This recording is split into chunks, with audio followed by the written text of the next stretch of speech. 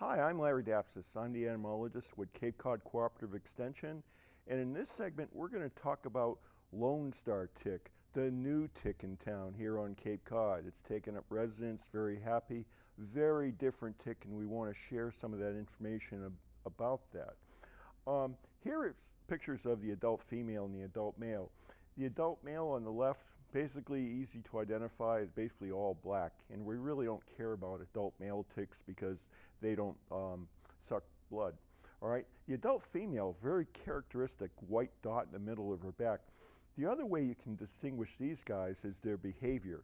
Unlike other ticks that kind of just lumber along slowly, these guys can run. They're like little race cars. Pretty impressive stuff. All right, this guy has been moving north for a number of years. A number of ecologists think this is a function of climate change. Sure, the Earth is getting warmer, we're seeing plants and animals where we never used to see them before. And up until about 2012, the northernmost established points of Lone Star tick that we were aware of were on the islands of Naushon and Cuttyhunk and Martha's Vineyard and Nantucket. But in 2012, I was called out to Sandy Neck Beach Park. The park staff and Cape Cod mosquito control employees, they were seeing something very different that didn't match up with either deer ticks or dog ticks. So they called me out there, and that's a 6-mile long peninsula. And when I started sampling, I found Lone Star tick from one end of that place to the other. They basically own that piece of real estate.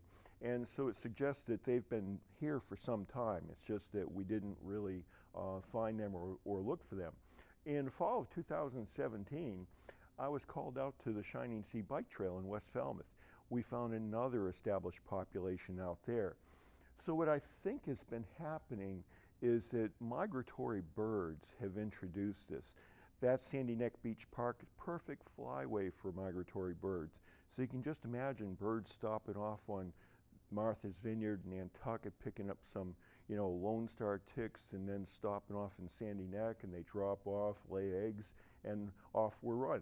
And then as it's popping up in different parts of the Cape, we suspect that once it's established that there are certain animals that are probably moving this thing around. Now, Lone Star tick, unlike deer ticks, they don't like small creatures like mice and voles and shrews. They prefer more intermediate sized hosts. So at the Shining Sea Bike Trail, I put out surveillance cameras to kind of see, all right, what are the types of creatures that might be moving along that highway and potentially dropping off ticks.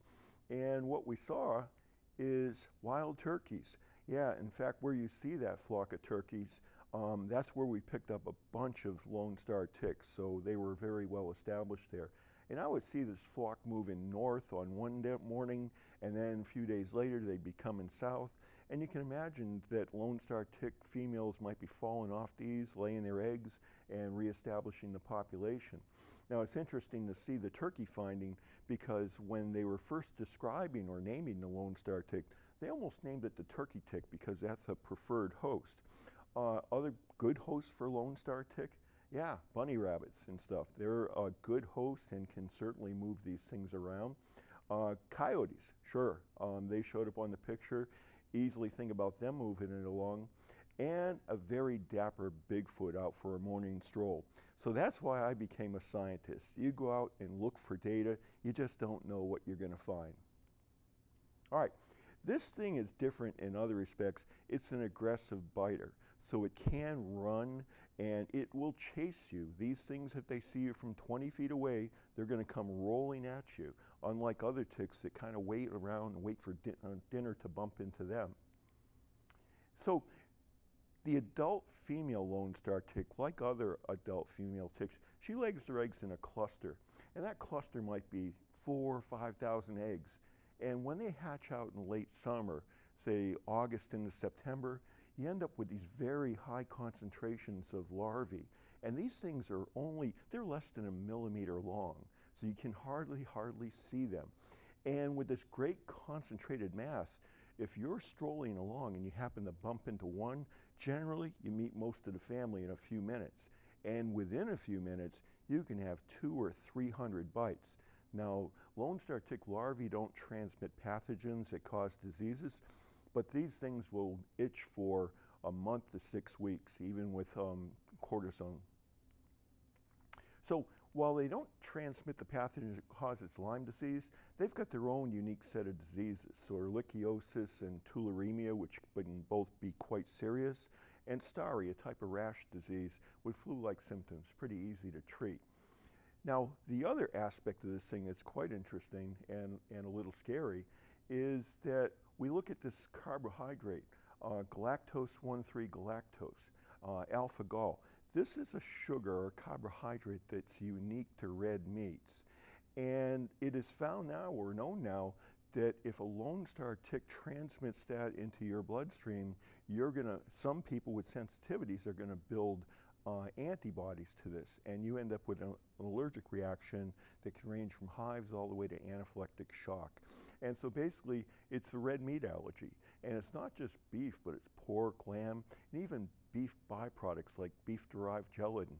And if you think about the processed foods we eat, beef-derived gelatin is in a lot of different food products, including those marshmallows we feed our kids on 4th of July. Now, deer tick habitat, we've gone through this before in another segment, that you're not going to find deer ticks out in the middle of an open lawn, okay? Short grass, direct sunlight, high temperatures, that's just hostile. Deer ticks don't live out there. But Lone Star tick habitat, yeah, these guys, we find these out in open conditions. So as we think about the spread of Lone Star tick, we have to start thinking forward about our yard protection strategy. Instead of a perimeter yard spray for deer ticks, we might have to be considering treating the entire lawn, but we're not there yet. So this is my contact information. Always open for business. I encourage people to contact me through phones or email. And we'd like to thank Cape Cod Healthcare for their generous financial support for this project.